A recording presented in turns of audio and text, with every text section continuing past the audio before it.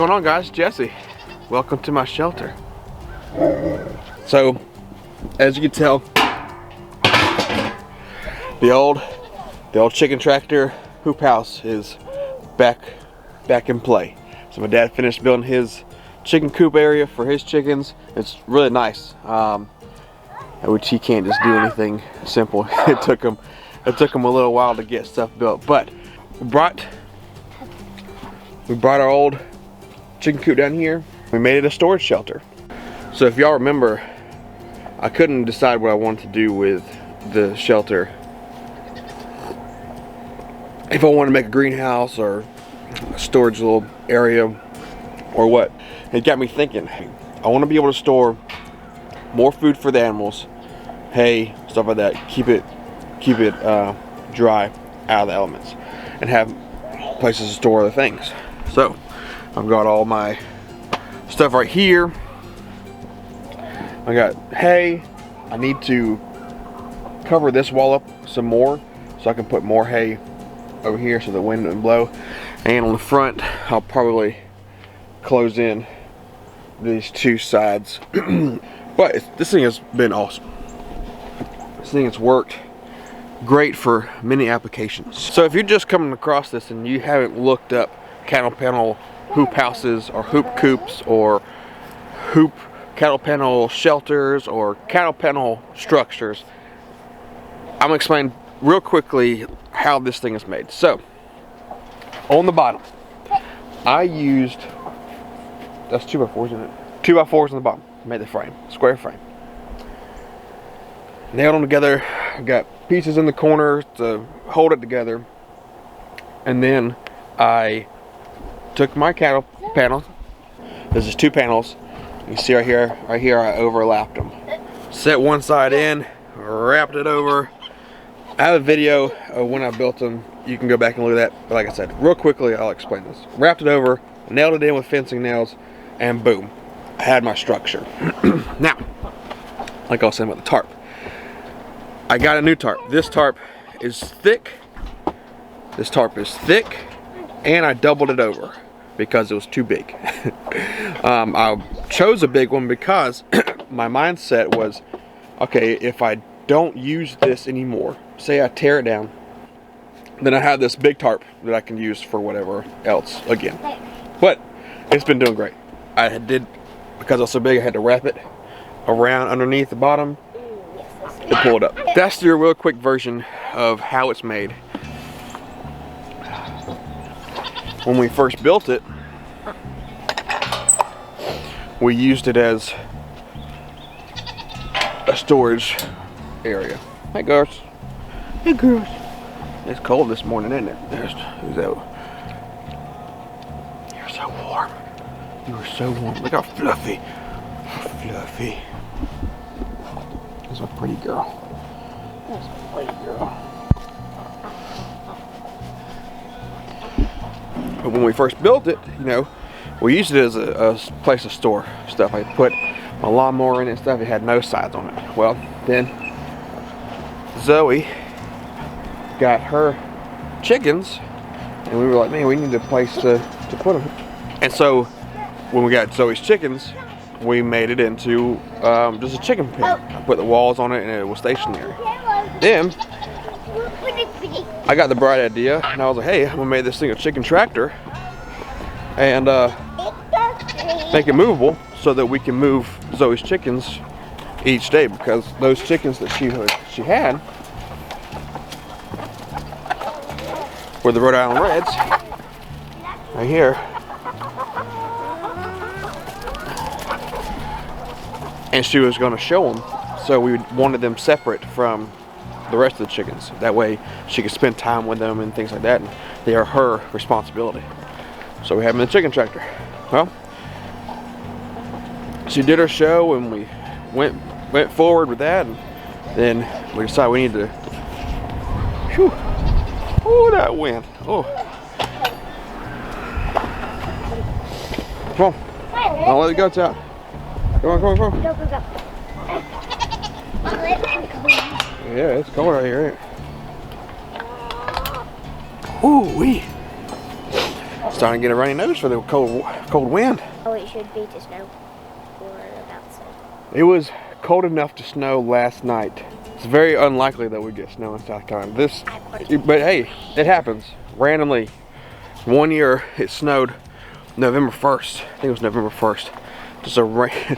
No one expected it to. We just woke up one morning. Even the meteorologists were like, there's snow on the ground. So we did the shows. We did the show. She showed her chickens. She did a great job. We've got a video of that too. If you're just coming across this and you want to go back and look, I'll link it. But after that, we're like, hey, we need to thin out our herd, because our herd, I keep calling them a herd. We need to thin out our flock because we were also gifted about 10 more chickens before we got Zoe's chickens. So that's when we decided to give them to Pops. That's a lot of movement for this thing that I built. I probably put, at the end of it, I probably put $200 into it, and that's just because I changed some things, and I got a big. The tarp I got first was too small, and then I went and got a bigger tarp, and then you know, adding stuff to it. Between all the additions, the bigger tarp, the wood for the walls and the doors, wheels and stuff, I probably only spent $200 on this thing for it to be as sturdy as it is and as movable as it is. Now, yes, it's very heavy. That's one reason I wasn't moving it like I was supposed to with the chickens in it. Eggs? Oh, 2 eggs. Wow. Take a picture of them. Take a picture? I'm on video, bro. Hold on. Pause for a picture. Make sure y'all check over there by the water spigot for the duck eggs. For some reason the ducks aren't using their shelter. I think with the addition of the 2 oak, he just wants to play. He wants to play. You want to play.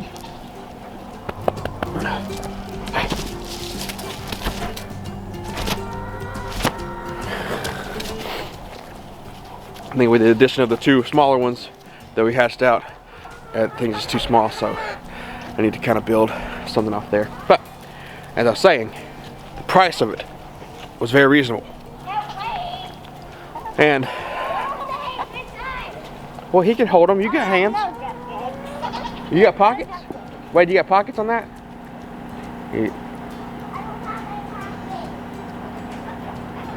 Stupid.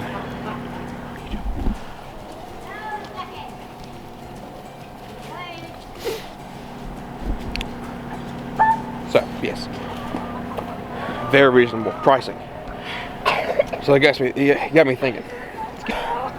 As everyone knows, I'm just starting out, and this is an awesome thing for the first-time homesteaders, right? Because the materials are relatively easy to get. Tractor Supply, I did save some money because the panels we got from Chastity's grandpa. So I asked him if he had some more because I want to build some more. But like I was saying, as a first-time homesteader just starting out, you know, I could build infrastructure, like permanent infrastructure. But the problem is I'm just learning like where and how I want things set up. Like I'm even, you know, I talk about making a plan, but the plan changes. You know, 4 rules to making a plan. You know, make the plan, execute the plan, expect the plan to go off the rails, throw away the plan. It's gonna change, and so this being able to move and being so versatile is awesome, especially for people just starting out, and how easy it is to make and what all you can make out of it. So I want to build a cattle panel hoop house greenhouse, make it longer. Many people make those and seem to work great. And again, I mean, that's something that the average person can build. You're not out there trying to build, you're not out there trying to bend pipe and all kinds of other things. I'm not sure what making a actual hoop house or high tunnel, what all that entails, but it's definitely something that, this is definitely something that the average person can make themselves. You know, lumber prices are expensive, so building something out of completely out of lumber is hard. I mean, you've seen before, we just walked down to it. The chicken coop, same build, same thing.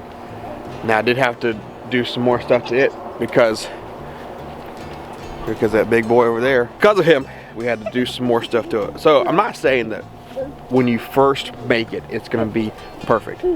But the fact is that you can change so much on these, like transformers. I mean, you can make them whatever you want. Build one. Do it. Do it. Do it.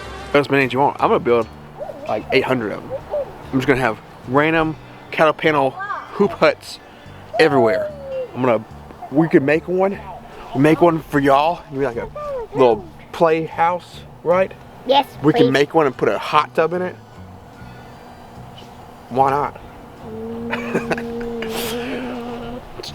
I can go in the The possibilities are endless with these things.